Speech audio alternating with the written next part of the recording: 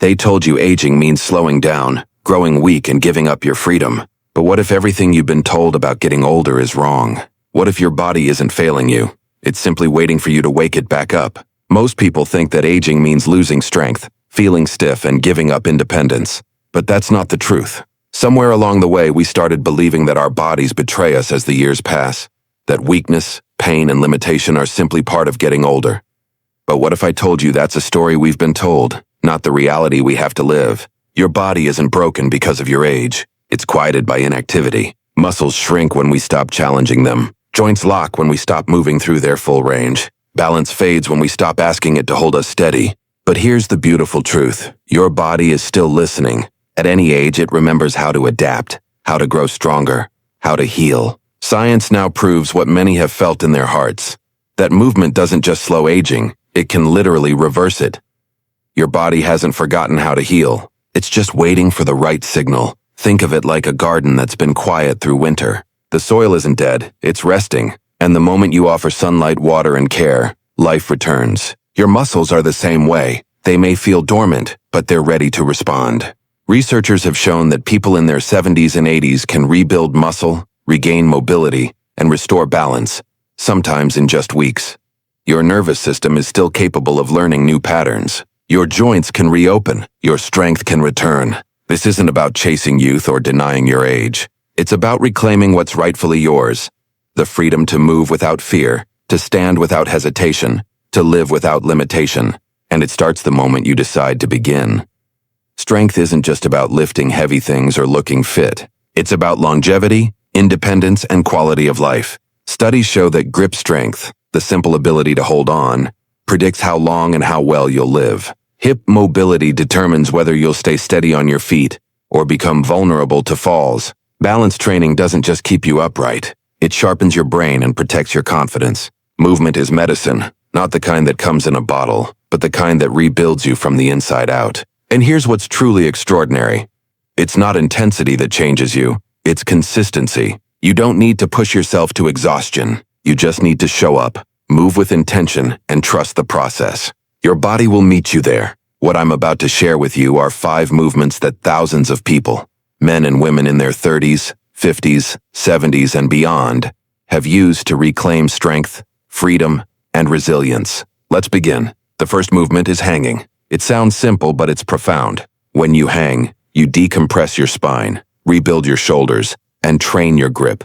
The very thing that researchers use as a biomarker of longevity. If you're just starting, use a chair to support some of your weight. Let your shoulders gently open. Start with 5 to 10 seconds. That's enough. Over time, you'll build up to longer holds, and eventually you'll feel a freedom in your upper body you haven't felt in years. One of our students, Chris, who's 61, started with just 2 seconds. Within weeks, she was hanging for 30 seconds unassisted. She told us she hadn't felt her shoulders this free in decades. Hanging isn't just exercise, it's reclaiming space in your own body. The second movement is the deep squat. This isn't a gym exercise. It's the original human resting position. Lose it and you lose ankle mobility, hip function, and eventually your independence. If squatting feels impossible right now, start by holding onto a door frame or the edge of your couch. Elevate your heels on a book if you need to. Just get into the shape of it. Spend 2 to 5 minutes a day there. Your body will remember. One of our students, Pamela, had her first breakthrough after years of stiffness. She messaged us in tears.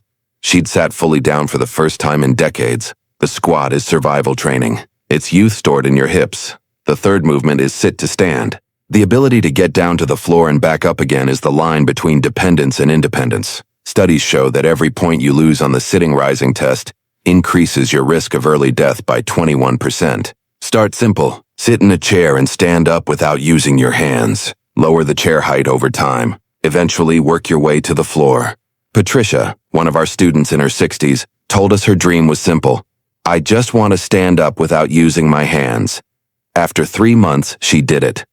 And the joy on her face said everything. The fourth movement is hip mobility. Stiff hips lead to poor balance, and poor balance leads to falls, the #1 thief of independence in older adults.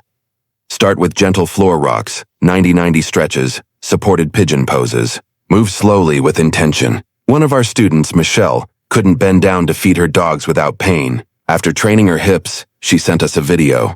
laughing as she bent forward easily for the first time in years. Your hips are your foundation. Free them and you free your future. The fifth movement is isometric core stability. Strength that holds you still is just as important as strength that moves you. Planks, wall sits, single leg balances. These train your body to stay steady under pressure. They're your shield against falls. Start with 10 seconds. Build from there. Gail, one of our students in her 50s, said that after 3 months of stability training, she felt like herself again. Stability equals survival. Train it daily. You don't need a gym. You don't need an hour. You just need intention. Blend these movements into your day.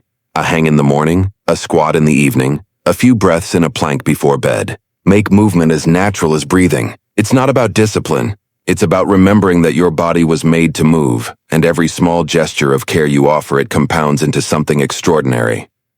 There are victories no one sees. The strength to move without fear, the grace to rise with ease, the night you sleep without pain, the morning you stand tall. These are the moments that change everything. We've seen it with thousands of students, standing unassisted, playing with grandchildren again, walking without hesitation. You are not alone in this, and your healing matters. Every time you move, you tell your body you're not done yet.